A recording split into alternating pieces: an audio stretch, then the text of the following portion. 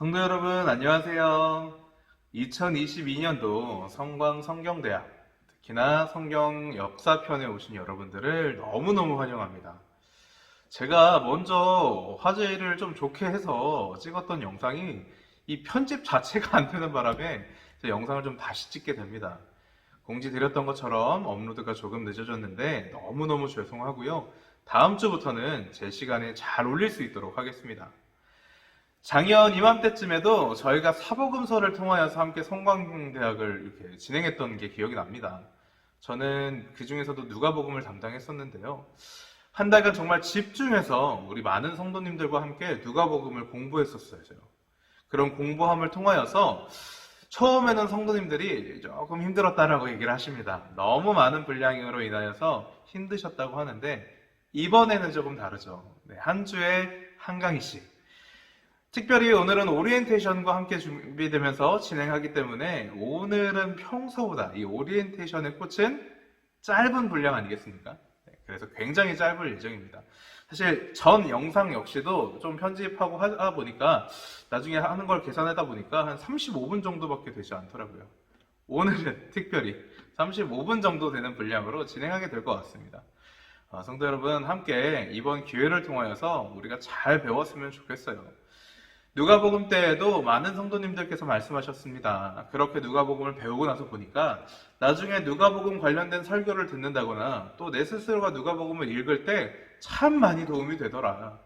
그 기회를 통하여서 배워놨던 것이 나중에 정말 나에게 좋은 영향을 끼치더라. 많은 분들께서 말씀해 주셨습니다. 우리 이번 저희 역사편뿐만 아니라 교리편과 또한 성경 개관편도 역시나 참 좋은 강의입니다. 그리고 또한 이런 것들을 잘 배워놨을 때 분명히 우리가 신앙생활함에 있어서 또한 성경을 더 알아감에 있어서 좋은 시너지가 될 거라 확신합니다. 12주 기간 동안 저희가 한 주에 1시간 정도 그 분량을 놓고서 공부하고자 합니다. 성도 여러분, 마음 드셨으니 우리 힘차게 12주간 힘차게 또한 성실하게 잘 감당하며 나아가기를 간절히 소망합니다. 그러면 시작하기에 앞서서 제가 기도하고 시작하도록 하겠습니다. 하나님 아버지 감사합니다. 하나님 이렇게 귀한 시간을 허락하여 주셔서 우리가 비록 얼굴과 얼굴을 마주보며 함께 질문하고 그렇게 얘기하며 진행할 수는 없지만 이렇게 비대면으로나마 함께 하나님 말씀을 배우고 또 함께 나아갈 수 있도록 허락하여 주심에 하나님 감사드립니다. 하나님 12주 동안 진행되는 모든 강의들 가운데 함께하여 주셔서 전하는 자나 듣는 자나 하나님의 말씀을 더욱더 바로 알고 깊이 알고 나아갈 수 있는 귀한 시간 될 수 있도록 아버지 함께하여 주시옵소서. 모든 것 주님께만 영광 올려드리오며 거룩하신 예수 그리스도의 이름으로 기도합니다. 아멘. 네, 많은 분들께서 성경 역사가 어떤 부분이냐라고 질문을 참 많이 해주셨는데요. 이 성경 역사라고 하면요, 정말 한 범위가 한 이 정도 됩니다. 그 범위를 축소해서 제가 12주 커리큘럼을 갖고 왔는데요. 처음에는 사회와 배경과 문화를 좀 배우는 시간을 가지면 어떨까라는 생각도 했고, 또 한편으로는 신약에 관련된 본문들의 사건 중심으로 하여서 우리가 그 관련된 요소들을 좀 살펴보는 시간을 12주 동안 가지면 어떨까 생각을 했는데 조금 어려울 것 같더라고요. 왜냐하면 시간이 길어져요. 뭐든지 시간이 길어지면 지치고 어렵기 마련입니다. 그래서 어떻게 좀 이렇게 찾아보다 보니까 좋은 교재를 발견하게 되었고, 사건 중심으로 다루다가도 거기에 필요한 요소들, 특히나 신학적인 배경이라든가 어떤 문화적인 특성들이 필요하면은 그런 부분들까지도 제가 가미해서 함께 우리가 배워볼 수 있도록 하는 시간을 12주 동안 가지려고 합니다. 그래서 많은 질문들이 있으실 수도 있어요. 처음 듣는 것들도 굉장히 많을 거고, 또한 우리가 성경에서 접한 어떤 단어들, 그 속의 그 배경들을 우리가 이 시간에 공부하는 것이기 때문에 사실 굉장히 생소하실 수도 있으실 겁니다.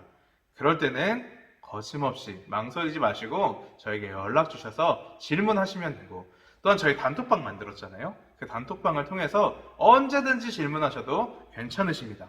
그러니까 이번 기회를 통하여서 우리 12주를 통하여서 우리 성경에 대한 부분들에 있어서도 역사성과 그런 배경과 문화와 이러한 부분들을 조금은 때로는 사건 중심으로 해서도 다뤄보고 때로는 시대 중심에서도 다뤄보는 그런 시간을 가졌으면 좋겠습니다. 처음에 제가 커리큘럼을 짤 때는 마태복음, 마가복음, 누가복음, 요한복음 이 4복음서를 처음 시작으로 해서 나아가려고 시작을 했는데 이게 생각을 해보니까 이 신약 자체를 조금 우리가 잘 이해하고 넘어가기 위해서는 이 로마 제국에 대한 배경이 굉장히 중요하더라고요. 그래서 우리가 처음에 바로 4복음서로 들어가기 앞서서 이 로마 제국에 대한 배경 설명을 어렴풋이 좀 갖고 좀 정립하는 시간을 오늘 이 첫 시간에 갖도록 하겠습니다. 먼저는 교재에 대한 설명은 우리 다 들으셨을 텐데요. 파일에도 제가 업로드를 해드렸어요. 그런데 이번에 우리가 함께 살펴볼 것은 구약이 아니라 신약 파트입니다. 그래서 신약 파트인 413페이지로 내려오셔서 그 교재를 참고하시고 또한 이 책이 굉장히 잘 나왔거든요. 괜찮으신 분들은 좀 희망하신 분들은 뭐 저에게 부탁하셔도 괜찮으시고요. 또 개인적으로 구매를 하셔서 슬슬 이렇게 읽어보시는 것도 꽤 좋으실 것 같아요. 네, 두 가지 다 추천해 드리니까 살펴보시면 될 것 같고 저와 함께 하시는 것들은 제가 보내드리는 파일을 또한 그리고 제가 띄워드리는 PPT를 보시면서 함께 보시면 좋을 것 같습니다. 먼저는 413페이지입니다. 보시면 우리가 신약 시대의 당시를 어떤 이게 배경적인 부분들을 왜 알아야 하는가에 대한 부분들이 먼저 좀 생각해 봐야 될 것 같아요. 왜 신약의 배경에 대한 부분들이 뭐가 그렇게 중요하지? 라고 생각하실 수도 있겠지만 우리가 성경을 조금 이해하기 위해서는요. 성경에서 그렇게 쓰여졌기 때문에 아멘 아멘 하는 것도 굉장히 중요합니다. 물론 그것도 굉장히 중요해요. 하지만 보다 왜 내가 이 대목에서 이 구절에서 이 말씀에 내가 아멘 할 수 있는 의미가 참 중요합니다. 성경을 볼 때는 이 의미가 굉장히 중요하거든요. 가령 예를 들어서 우리가 조금 이따가 살펴볼 테지만 헤롯 대왕이 영아들을 학살하기를 시작하죠. 근데 그때 예수님께서 영아기 때였단 말이죠. 동방박사를 통하여서 이 나라의 왕이 난다고 합니다. 그 왕이 어디 있습니까? 하니까 이 헤롯 대왕이 그 갓난 아이 축에도 못 껴요. 영아들을 학살하기를 시작합니다. 아니 한 나라의 왕이 그것도 분봉 왕이었지만 로마 제국이라는 거대한 나라의 통치 가운데서 함께 총독들과 이 유대 땅덩어리를 통치하던 그 헤롯 왕이 뭐가 무섭다고 그렇게 영아를 학살할 수밖에 없었는지 이런 부분들이 이제 이해가 되고 인지하게 되고 그러면서 그 의미를 찾아볼 수 있게 되면서 의미를 통하여서 하나님께서 나아가시는 그 섭리를 우리가 알 수 있는다는 것이죠. 우리가 주일 설교를 통해서 배웠던 것처럼 그런 알 수 있음은 이해함은 즉 우리의 신앙으로 삼을 수 있는 것입니다. 그렇기 때문에 굉장히 중요한 부분입니다. 그래서 오늘은 로마 제국과 중간사 이 헤롯 왕조에 대해서 살펴보는 시간을 갖고자 합니다. 자, 그럼 PPT를 참고하시면서 또한 우리 유인물을 참고하시면서 35강부터 저희 진행해 보도록 하겠습니다. 자, 우리가 너무나 잘 아는 것처럼 이스라엘이란 이 나라는 아수르에게 멸망을 당하게 되죠. 그리고 이 아수르는 바벨론에게 멸망을 당하고 이 바벨론은 페르시아 그리고 그 페르시아는 헬라 그리고 이 헬라는 로마 제국에 멸망을 당하게 됩니다. 헬라 제국을 무너뜨린 이 로마 제국은요, 헬라 제국이 다스리고 있었던 모든 나라들까지도 식민지로 여전히 삼아버려요.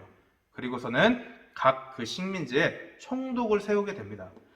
그리고 이 총독에게 강력하게 권고했던 게 있었어요. 그것이 바로 뭐냐면 세금을 정확하게 누수되지 않게 걷어라. 즉 로마 하면 이퀄 돈이라고 생각해도 되고 로마 하면 이퀄 세금이라고 생각해도 될 만큼 이들에게 있어서 세금을 걷는다라는 것은 거의 사명에 있었다라는 것이죠. 너무너무 중요했어요. 근데 이 유다 나라는 아수르, 바벨론, 페르시아, 헬라 이런 나라들에게 계속 속국으로 살다가 한 80년 정도 독립국가로 살게 됩니다. 유대인들이죠. 유대인들이 말이죠. 그런데 이 80년 정도 하스몬 왕조라는 곳의 통치를 받다가 결국은 이 로마 제국의 식민지가 되는데요. 이 로마 제국이 역사를 어떤 이렇게 역사를 좀 과거에 있는 것들을 살펴보게 되잖아요. 그러면서 이 유대인들에 대한 자료를 좀 살펴보게 되니까 아니 이 유대인들이 헬라 제국 당시에 그 헬라 제국 속국에 있었을 때 마카비 혁명이라는 걸 일으킨 거예요. 근데 이 마카비 혁명뿐만 아니라 어마어마한 투쟁과 혁명들이 줄줄이 이어졌던 겁니다. 그럼 대체 이 유대인들이 왜 이 헬라 문화에 강대국의 그냥 식민지로 있으면은 그냥 저렇게 그냥 사실 우리에게 익숙한 것이 헬라 문화이지 않습니까? 모든 것들을 포용하면서 함께 어우러지면서 존중해주면서 나아갔다는 말이죠. 그럼에도 불구하고 이 유대인들은 뭐가 그렇게 불만이어서 헬라 제국 식민 당시에 그렇게 혁명과 그렇게 투쟁을 일삼았는가 살펴보게 되니까 유대인들에게 있어서 가장 중요한 건 신앙이었던 거예요. 종교적인 거였단 말이죠. 그런데 헬라 문화는 모든 것들을 다 통합하는 거잖아요. 그러다 보니까 유대인들하고 계속 부딪히게 되는 거예요. 마치 이런 겁니다. 우리도 신앙생활함에 있어서 누군가가 우리의 목에 칼을 들이대면서 너 예수 믿을 거야 안 믿을 거야? 너 예수 안 믿으면 내가 살려주고 예수 믿으면 죽어 라고 얘기했을 때 우리 당연히 그렇게 고백하잖아요. 죽여! 나는 예수 그리스도는 하나님의 아들이시고 하나님은 나의 아버지심을 부정할 수가 없다. 우리 신앙인들은 다 그렇게 고백할 수 있잖아요. 목에 칼이 들어와도. 마치 이런 겁니다. 유대인들도 아무리 어떤 상황과 환경 가운데서도 우리가 믿고 있는 그 종교를 포기할 수 없다. 마음대로 해라. 그러면서 일으켰던 게 혁명이고 투쟁이었습니다. 그러니까 로마가 이 역사를 쭉 살펴보니까 만만치 않은 사람들이 죽었거든요. 근데 로마가 제일 중요시 여겼던 게 뭐라고요? 로마 하면 이퀄 돈, 로마 하면 이퀄 세금. 사람이 한 명이라도 더 있어야 돈을 더 벌고 사람이 한 명이라도 더 있어야 세금을 더 내고. 그렇죠. 그러다 보니까 이들이 교훈을 삼게 됩니다. 이들에게 원하는 것을 들어주자. 이들은 딱 종교적인 것들만 잘 존중해주고 세워주면 이들에게 그 존중의 대가로 오히려 더 많은 세금을 걷어도 되지 않겠냐. 로마가 조금 똑똑했던 것 같아요. 이런 정치적으로는. 그러면서 예루살렘 성전은 존중해준다는 표시로 로마 총독과 군단을 예루살렘에 주둔시키는 것이 아니고요. 가이사랴에 주둔시키면서 이 유대 자치 지도자들을 인정해주고 특히나 우리가 너무나 잘 알고 있는 사내들인 공회까지 이들이 제국처럼 이전에 있었던 제국들처럼 존중해주게 됩니다. 그러니까 유대 입장에서는 사실 속된 말로 땡큐였죠. 근데 문제가 있죠.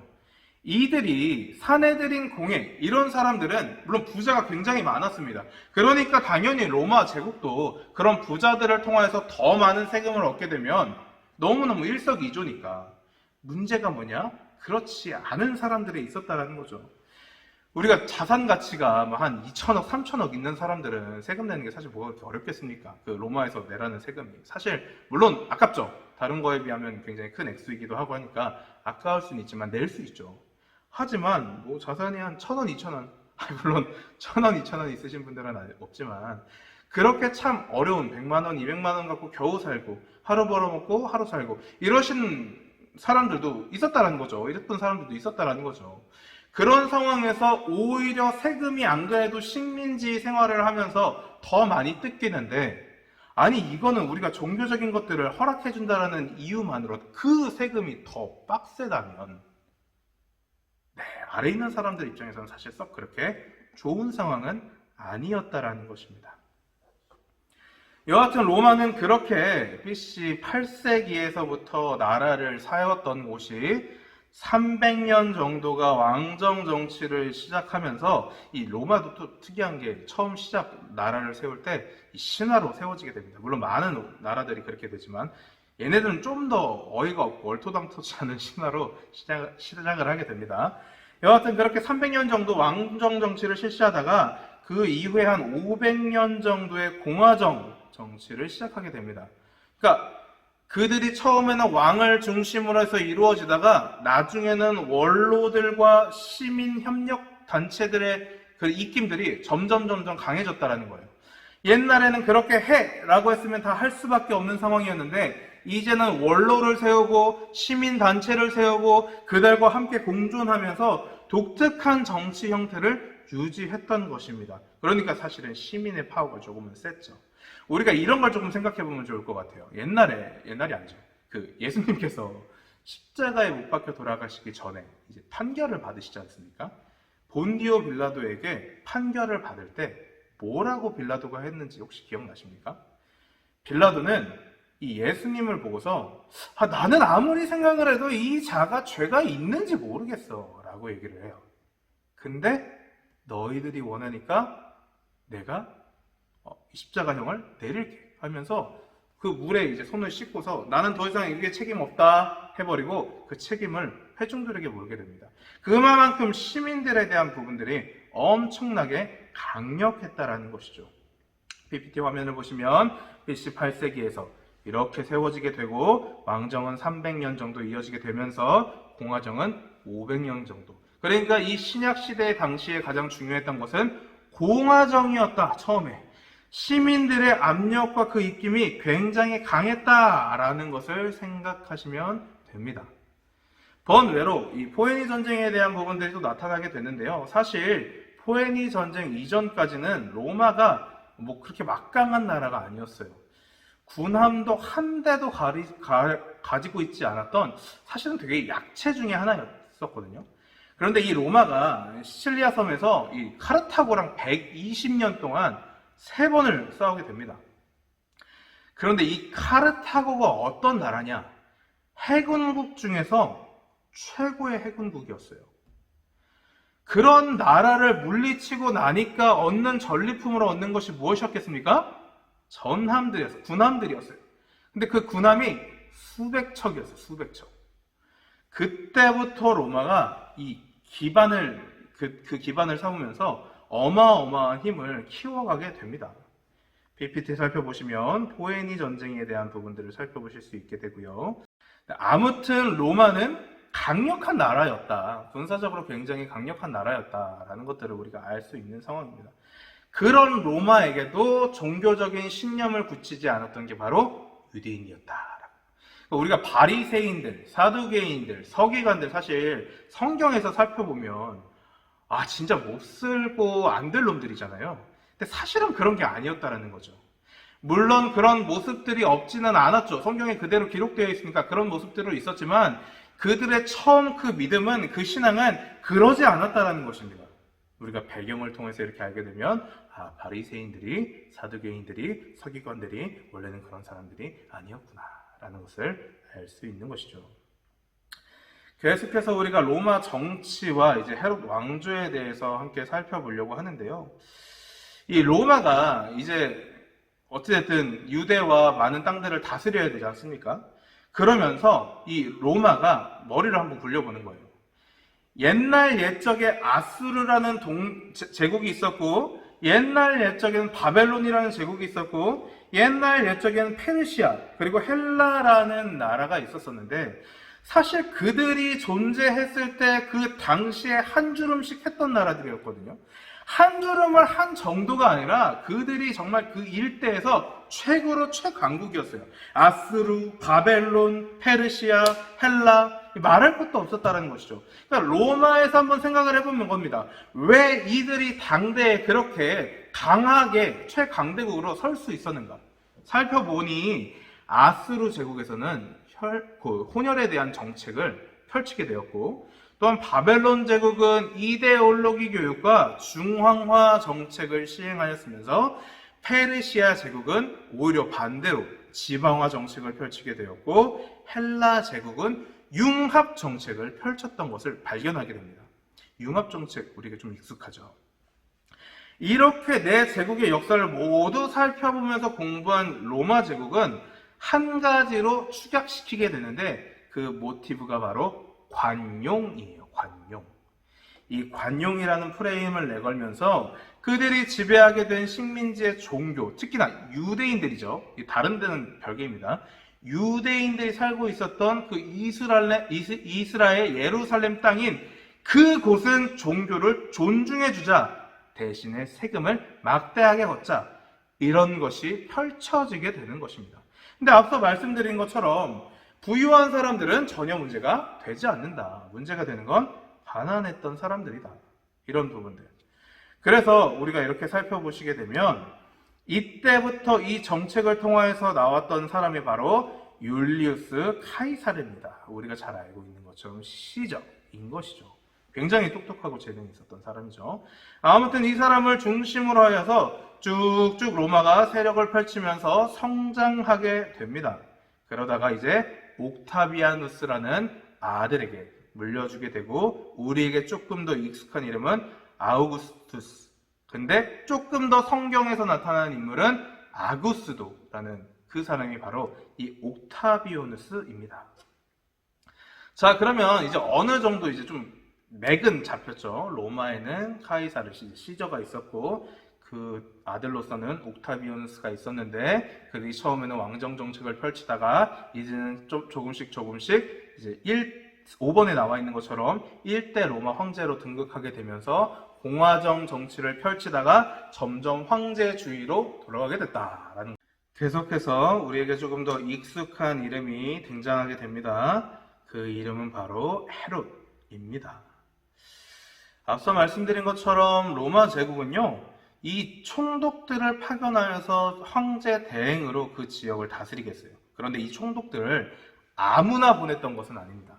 이 아무나 보냈던 것이 아니다라는 게 무슨 의미냐면은, 사실 이들은 총독을 파견하는 데 있어서 조금 더 우선순위로 여겼던 것 중에 하나가 실제적인 능력이 아니었어요. 이들에게 더 필요했던 것은 순수 로마 혈통이냐 그렇지 않느냐. 왜냐하면 나중에 이렇게 가가지고 그 안에서 세력을 잘 키웠더니 얘네들이 배신을 할 수도 있는 거고, 이런 것들을 사전에 다 방지하기 위해서 정말 한마음 한뜻으로 이 로마를 키울 수 있는 순수 로마 혈통자들을 집정관이라든가 총독으로 파견하면서 그 지역을 맡게 했어요. 그런데 이 헤롯은 조금 다른 케이스입니다. 먼저 그럼에도 불구하고, 이 다른 케이스임에도 불구하고 헤롯이 로마에게 그렇게 역할을 부여받는, 본붕왕으로 임명되면서까지도 그 유대 땅을 통치할 수 있었던 이유가, 그 헤롯은 그 정치를 정말 너무너무 잘하는 사람이었어요. 우리가 PPT를 통해서 살펴볼 수 있는 것처럼 이 헤롯이라는 자는요, 이 식민지된 그 유다 땅과 또는 이 로마 땅 자체를 정말 줄타기를 잘해주면서 서로에게 있어서 간지러워하는 그 부분들을 정말 시원하게 잘 긁어주는 능력이 있는 사람이었어요. 그러다 보니까 이제 다른 사람들도 이 헤롯만큼은 인정하게 되는 것이죠. PPT를 계속해서 살펴보시게 되면 2번에 보시면 탁월한 로비 실력으로 로마 제국으로부터 유대 지역의 본붕왕으로 임명됐다. 얼마나 잘하면 그 핏줄까지도 뛰어넘는 특이 케이스가 된 것이죠. 그러면서 그가 했었던 일들, 우리가 PPT를 조금 더 살펴보기 전에 다른 2표를 먼저 살펴보겠습니다. 그렇다면 이 헤롯이 어떻게 서로의 그 가려운 부분들을 시원하게 긁어줬냐. 먼저 유대를 위해서는요, 예루살렘 성전을 확장 증축할 수 있게 해줬어요. 아까 말씀드린 것처럼 유대인에게 있어서 가장 중요한 것이 뭐다? 신앙이었어요. 종교적인 거였단 말이야. 우리에게 있어서도 목에 칼이 들어와도 예수 그리스도를 부인하지 않습니다라고 얘기했던 것만큼 이 유대인들에게도 역시도 그 신앙에 대한 부분들은 절대로 타협할 수 없었던 거예요.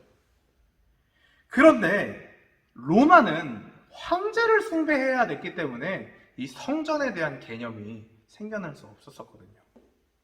그런데 헤롯 성전을 비롯하여서 그 성전에 대한 부분들을 열어주게 됩니다. 그것도 부족해서 두 번째 수소 300마리까지도 희생제사로 드릴 수 있도록 제공합니다. 그 기타 예루살렘 수도에 대한 그 시설들을 공사할 수 있도록 하였고, 또한 이 유대 땅만큼은 카이사르 초상에 대한 부분들을 반입할 수 없게 하였어요. 당연히 유대인들 입장에서는 완전 땡큐 땡땡큐죠. 그런데 그렇게만 했다면 로마 입장에서는 쟤 뭐 하는 거야? 아무리 세금을 잘 걷는 것도 좋지만 그래도 우리가 한마음 한뜻으로 가야 되는데 뭐 하는 거야? 그러다가 제 본붕왕 타이틀 뺏어버려야 되는 거 아니야? 반역하는 거 아니야? 유대인들을 통하여서 그 혁명을, 그 반역을 다시금 일삼는 거 아니야? 라고 생각할 수도 있겠죠. 그러다 보니까 이 로마에게는 표에 나와 있는 것처럼 이 황제가, 그리고 초대 왕이었던 자가 계속 칭송받을 수 있도록 뭔가 조치를 계속 시행을 합니다. 그들의 초대 1대 왕이었던 자의 이름을 따서 도시의 이름으로 만들기도 하고요. 또한 지금 그 초대 황제의 이름을 따서, 초대 황제를 통하여서 그 이름을 따서 도시의 이름을 또한 만들기도 하고요. 또한 신전을 세워서, 다른 지역에 신전을 세워서 또한 그 부분들에 의해서 계속해서 그 황제의 이름이 칭송되어지고 찬송되어질 수 있도록 이 헤롯이 계속 진행했다는 것입니다. 유대인들을 위해서 지었던 이 헤롯 성전, 과연 그냥 얼렁뚱땅 지었을까요? 헤롯이 그랬다면 또 유대인들 당연히 알았겠죠, 그 마음을. 그런데 이 헤롯 성전이 얼마나 의리의리하게 지었었냐면은 그 외벽 자체가 금과 보석들로 치장될 만큼 정성을 들여서 만들었어요.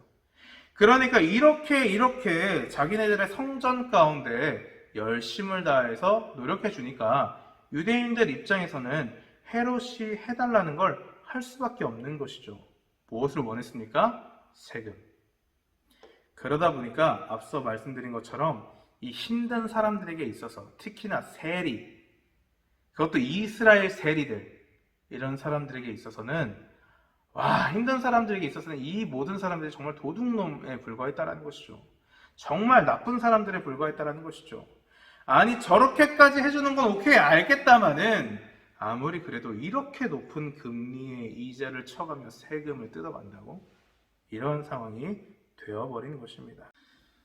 더불어서 좀 설명을 드리면 이 헤롯이라는 사람은요, 이 유대 땅을 잘 다스림을 통하여서 자기의 가문을 쭉 업그레이드 시키고 싶었던 야망이 있었던 사람이었어요. 그러다 보니까 그 야망을 이루기 위해서는 로마로부터 인정을 받아야 하고 유대 땅으로부터도 인정을 받아야 됐죠. 그렇게 되다 보면 독립화시킬 수 있지 않을까? 그러면 나는 본붕왕이 아니라 한편으로는 로마에게 너무나 잘 보였다면 로마의 정통 계보로 들어갈 수 있는 길이 되지 않을까라는 생각과 동시에 우리가 독립되어서서 나오게 된다면 본붕왕의 타이틀이 아니라 진짜 왕으로서 우리 가문이 왕의 가문이 될 수 있지 않을까라고 생각했던 거예요. 그러니까 헤롯 왕에게 있어서의 그 사명은 자기가 정치를 잘함을 통하여서 그 가문을 일으키고 싶었던 거죠. 자, 그러면 우리가 첫 번째 질문, 우리 첫 번째 다뤘던 이슈로 넘어가 봅시다. 사복음서에 있었던 헤롯 대왕이 영아들을 학살한다라는 것이죠. 그렇다면 이제는 우리가 조금은 이해가 되지 않습니까? 동방 박사들이 그 헤롯에게 와서 왕으로 오실 그가 태어났다고 하는데 대체 어디 있습니까? 그가 평소에 여기고 꿈꾸고 야망했던 그 모든 것들에 걸림돌이 생긴 겁니다.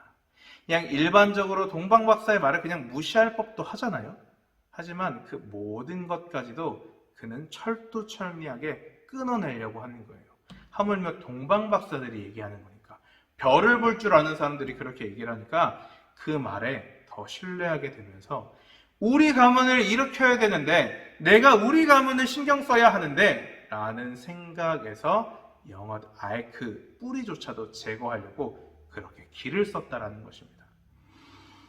이와 같이 우리가 배경에 대한 부분들을 좀 살펴보시게 되면요, 이런 성경에 일어났던 사건들, 그런 이슈들이 조금은 이해가 되면서 그냥 이것이 소설처럼 쓰여진 것이 아니라 다 이유가 있는 사건이었고 이유가 있는 전개였고 그렇게 흘러간 것이구나 라는 것들을 이해하면서 더불어서 그 하나님의 섭리 가운데 이 모든 것들을 사용하시면서 이끌어 가시는 그 하나님의 의미를, 이 말씀 통하여서 우리에게 말씀하시고 알게 하시고자 하시는 그 의미를 우리가 보다 정확하고 깊숙하게 넓게 알 수 있게 된다는 것이죠. 그러니까 우리가 12주 동안 이러한 역사에 대한 부분들, 배경에 대한 부분들, 하물며 문화에 대한 부분들까지도 함께 배워보려고 하는 것입니다. 네, 성도 여러분 어떠셨습니까? 우리가 12주 동안 이러한 부분들을 조금 같이 배우고자 합니다. 성경의 배경들을 함께 배워보고 그에 따른 문화와 사회와 풍습과 또한 그 사건을 통하여서 우리가 조금은 놓치지 말고 알아가야 되는 것이 무엇인지를 12주 동안 함께 살펴보면서 보다 성경을 깊이 있게 넓게 또한 그 의미를 우리가 오해하지 않고 하나님의 섭리가 그냥 얼렁뚱땅 도깨비가 방망이 휘두르듯이 그냥 쿵딱쿵딱 해서 나온 것이 아니라 하나님의 수많은 무수하고 정말 집요하시고 면밀하시고 그러한 계획 가운데서 나타난 것이구나, 이루어진 거구나 라는 것들을 우리가 좀 발견해 볼 수 있는 귀한 시간이 되기를 간절히 소망합니다. 12주 동안 우리가 일주일에 한 편씩 이렇게 계속해서 살펴볼 텐데 저도 그렇고 우리 듣는 모든 수강생들도 그렇고 함께 성실하게 이 12주의 과정을 잘 나아갔으면 좋겠습니다.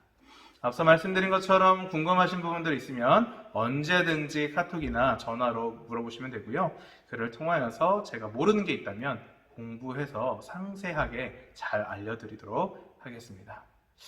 마지막으로 제가 기도하고 마치도록 하겠습니다. 하나님 감사합니다.